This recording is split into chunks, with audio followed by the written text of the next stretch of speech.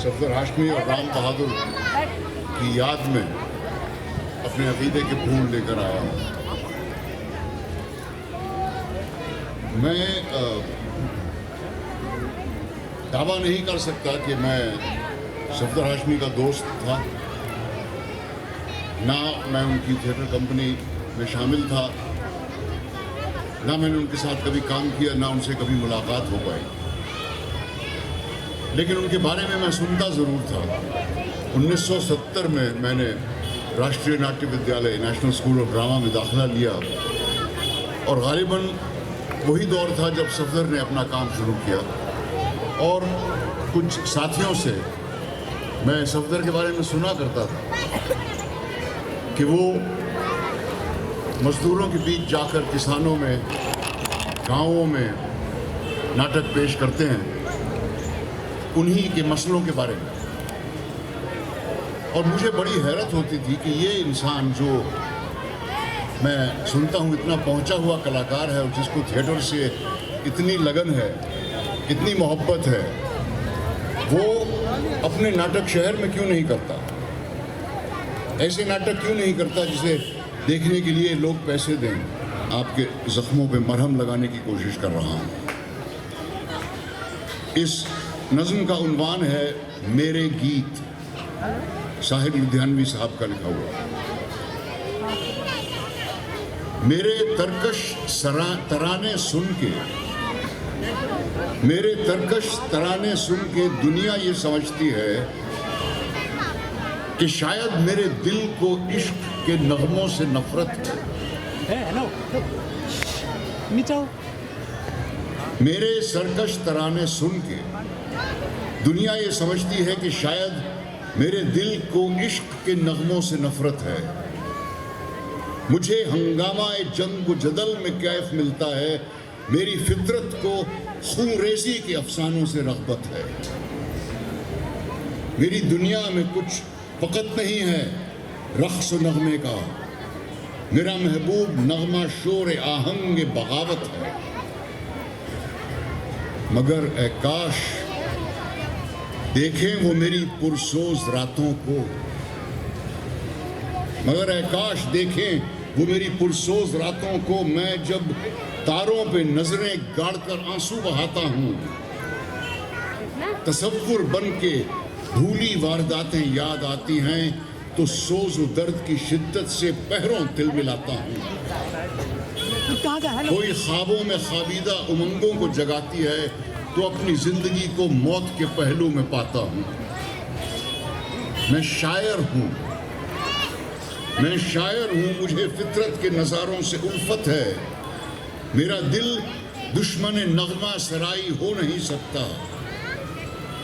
मुझे इंसानियत का दर्द भी बख्शा है कुदरत ने, मुझे इंसानियत का दर्द भी बख्शा है कुदरत ने। मेरा मकसद फ़कत शुआला नवाई हो नहीं सकता। जवां हूँ मैं, जवां हूँ मैं, जवानी लफ्ज़िशों का एक तूफान है, मेरी बातों में रंग पारसाई हो नहीं सकता। मेरे सरकश तरानों की हकीकत है तो इतनी है, मेरे सरकश तरानों की हकीकत है तो इतनी है कि जब मैं देखता हूँ भूख के मारे किसानों को, गरीबों को, मुफलिसों को, बेकसों को, बेसहारों को, सिसकती नाज़नीनों को, तड़पते नौजवानों को, हुकूमत के तशद्दुद को, इमारत के तकब्बुर को, किसी के चिथड़ों को, किसी के चिथड़ों को और शहनशाही खजानों को, तो दिल ताब निशात बज़्म इशरत ला नहीं सकता।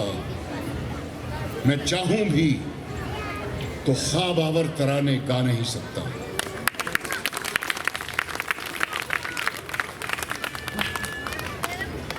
इसके बाद एक छोटी सी कहानी है फ़हीम आज़मी साहब की लिखी हुई, जो बंटवारे के बारे में है। इसका उन्वान शीर्षक है आर्ट का पुल, कला का पुल। और ये बंटवारा इसका मेल आप चाहें तो हिंदुस्तान और पाकिस्तान के बंटवारे से जोड़ सकते हैं, या हिंदुओं और मुसलमानों के बीच में नफरत के बीज जो बोए जा रहे हैं उससे जोड़ सकते हैं, या अगर और दूर जाएं तो पूर्वी और पश्चिमी जर्मनी से जोड़ सकते हैं, जनूबी और शुमाली कोरिया से जोड़ सकते हैं, और अगर और भी दूर जाएं और बहुत ही नज़दीक आएं साथ में, तो इंसान और पर्यावरण के बीच जो दरार बनाई जा रही है उससे जोड़ सकते हैं। और फ़हीम आज़मी साहब का ख्याल है, इस कहानी के ज़रिए कहते हैं कि अगर कोई चीज़ है जो इन ज़ख्मों को भर सकती है, अगर कोई चीज़ है जो इस नफ़रत को दूर कर सकती है, तो वो इंसानी संपर्क और कला।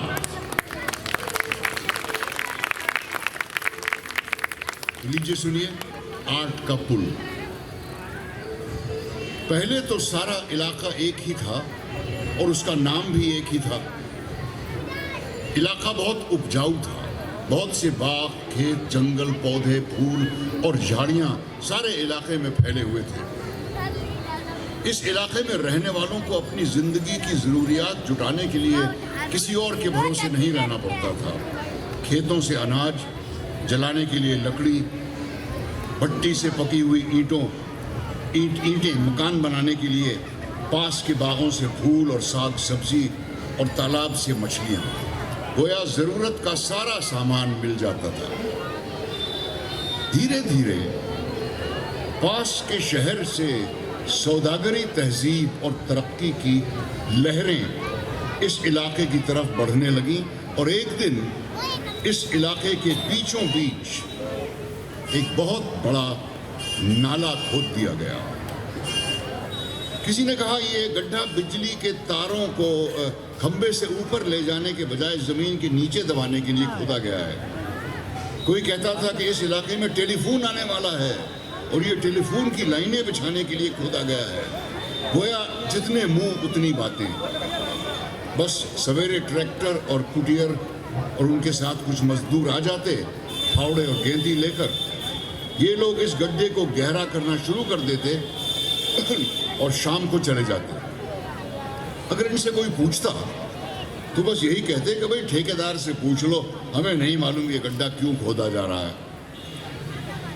रोज बरोज गड्ढा गहरा होता गया और एक दिन उसने इलाके के बीचों बीच एक सूखे नाले की सूरत इख्तियार कर ली।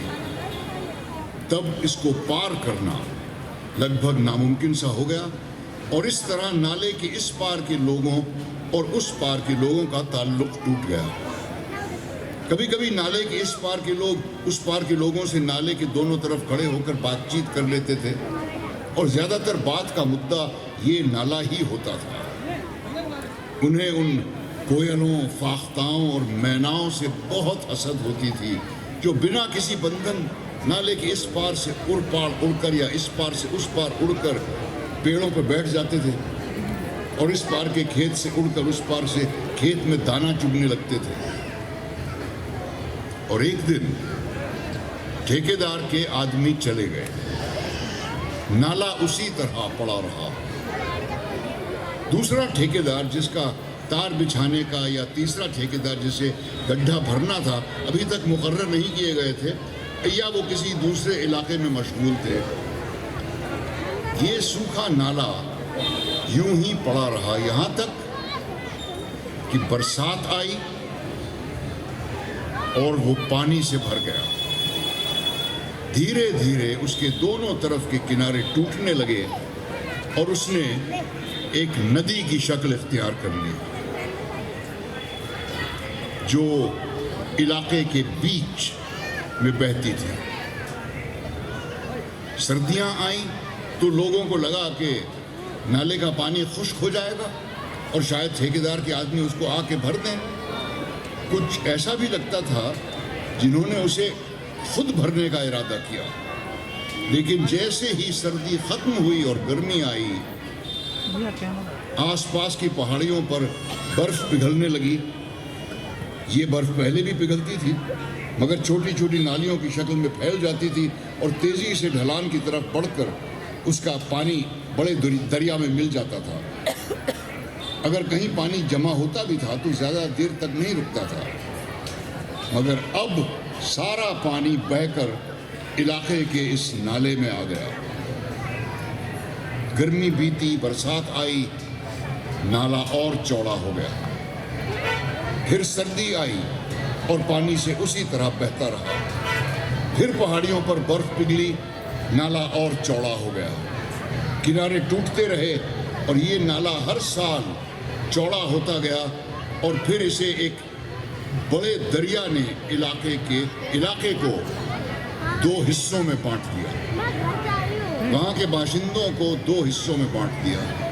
रिश्तेदार कुछ इधर और कुछ उधर रह गए। जब मोहम्मद खां की बेटी के निकाह का मसला सामने आया तो मोहम्मद खां ने बीवी से कहा, तुम फिक्र काहे की करती हो? तुम्हारे भतीजे के साथ तो बचपन में रिश्ता हो चुका है। मोहम्मद खां पहले तो चुप रहा, फिर उन्होंने एक ठंडी सांस ली और बोले, क्या बात करती हो? वो लोग उस पार के हैं, अब हमारा उनसे क्या वास्ता? अपने इलाके में रिश्ता खोजो। तो ऐसी कौन सी बात है? उनकी पत्नी ने कहा, तुम एक ही तो हो। वो उस पार रहते हैं तो क्या हुआ, तुम्हारा भाई ही तो है। नहीं, अब वो उस पार रहता है, बीच में दरिया है। इस पार के लोग उस पार के लोगों से अलग हैं। वो मेरा भाई था, लेकिन तब जब दरिया नहीं था। तो बीवी ने कहा, तो दरिया खून के रिश्ते को भी तोड़ सकता है? हाँ, तोड़ सकता है। दरिया सरहदें बनाता है, मुल्कों को अलग करता है, इंसानों को अलग करता है। ये तुम कह रहे हो? उसकी बीवी ने पूछा। हाँ, तो मैं तो वही कह रहा हूँ जो सब कहते हैं। और फिर ये भी तो नहीं कि दरिया के पार को पार करके आसानी से इधर से उधर जाया जा सके। दरिया पर पुल भी नहीं है, उसमें नाव भी नहीं चलती। और हुआ भी यही था। पुल बनाने की सारी कोशिशें नाकाम रहीं। जब भी पुल बनता, एक मौसम भी नहीं निकलता था। सर्दियों में बनता था तो गर्मी में टूट जाता था। पहाड़ों से आने वाले पानी का बहाव और तेज होता गया। लोग मिट्टी भरकर लकड़ी का पुल बनाते थे। कोई सीमेंट का पुल, पक्का पुल तो बना ही नहीं सकता था। तो मिट्टी का पुल कैसे टिकता? और नाव, उसकी भी कोशिश की गई। कुछ लोगों ने सोचा कि पुल नहीं बनता और लोग दरिया को पैदल पार नहीं कर सकते, तो नाव ही बना लेते हैं, उसी पे चढ़कर दरिया पार कर लिया जाएगा। मगर हुआ यूं कि जब पहली नाव बनी तो मंगू दूध वाला सुबह सुबह आया और मोहम्मद खां से बोला, अरे खां साहब, सुना आपने? वो जो 4 घड़ों को उल्टा करके और ऊपर कीकर और सरपत का मचान बनाकर नाव बनाई थी, उसके 2 घड़ों में जहरीले सांप घुस गए और 2 मुसाफिरों को डस डाला। अब मुखिया कहता है नाव नहीं चलेगी। मोहम्मद खां ने कहा, अरे हर मुश्किल काम में एहतियात रखनी पड़ती है। अगर हम कुछ दिनों तक मचान पीटते रहें और नाव चलती रहेगी तो सांप खुद ही डर के भाग जाएंगे। मगर चलेगी कैसे? मुखिया ने तो रोक दिया, घड़े तक तोड़ दिए गए। आज मोहम्मद खां के भाई के बेटे का निकाह है जो उस तरफ रहता था। दरिया के पार शहनाई की आवाज सुनाई दे रही है, बड़ी सुरीली लग रही है। मोहम्मद खां दरिया के किनारे बैठा उस आवाज को सुन रहा है और सोच रहा है, काश ये बारात उसके घर आई होती, मगर ये गैर मुमकिन था। शहनाई की आवाज फिर गूंजी और मोहम्मद खान ने सोचा, दरिया उस आवाज को तो रोक नहीं सकता और रोकेगा भी नहीं। ये तो दरिया के पानी से टकराकर और भी मीठी लगती है। और फिर देखते ही देखते कुछ और लोग मोहम्मद खां के पास आ बैठे और सोचने लगे, क्या आवाज आ रही है दरिया के उस पार से? हमारी सरहदें अलग हैं और बीच में दरिया है, मगर ये मौसीकी की आवाज कितनी सुहानी लग रही है। निकाह हो गया और शहनाई की आवाज़ भी बंद हो गई, लेकिन तब तक जैसे लोगों को चस्का पड़ गया था। दरिया के किनारे रोजाना सरे शाम मेला लगने लगा। अब उस पार के गीत और सितार की आवाज़ सुनते रहते इस पार के लोग, और फिर उस पार के लोग भी अपनी तरफ के किनारे पर बैठने लगे इस पार के गीत सुनने के लिए। दरिया के पानी से छन कर आने वाली आवाज़ कितनी दर्द भरी, कितनी सुरीली थी। और फिर इन आवाज़ों के साथ और बहुत कुछ आया। दरिया के किनारों पर पिकनिक होने लगी, पकवान पकने लगे, बरसात से बचने के लिए छप्पर बन गया, बैठने के लिए चबूतरे और खानों की खुशबू, गाने की आवाज़ें और शरीरों की झलक। अब दोनों तरफ के इलाकों में नफरत का एहसास कम होने लगा था कि एक दिन इस इलाके का मुखिया आया और कहने लगा, अरे हमारे यहाँ गाने वालों शायरों की कमी है क्या कि तुम उस पार के गाने वालों की आवाज़ इतनी शौक से सुनते हो? हैं? अरे अपने इलाके के गाने लगाओ, अपने इलाके वालों की आवाज़ सुनो, मस्ती में जाकर बैठो, वो तो उस पार के लोग हैं। लेकिन मोहम्मद खां बोला, मुखिया जी अब ये तुम्हारे बस की बात नहीं है कि इनको रोको, उन्हें अब नाव की ज़रूरत नहीं है, ये तो आसानी से उस पार से चलकर कला के पुल पर इस पार आ पहुंचते हैं। और इस बार मोहम्मद खां की बात को किसी ने नहीं काटा। मुखिया अपनी आंखों पर दाएं हाथ की हथेली से साया करके उचक उचक कर दरिया पर बना हुआ पुल तलाश रहा था।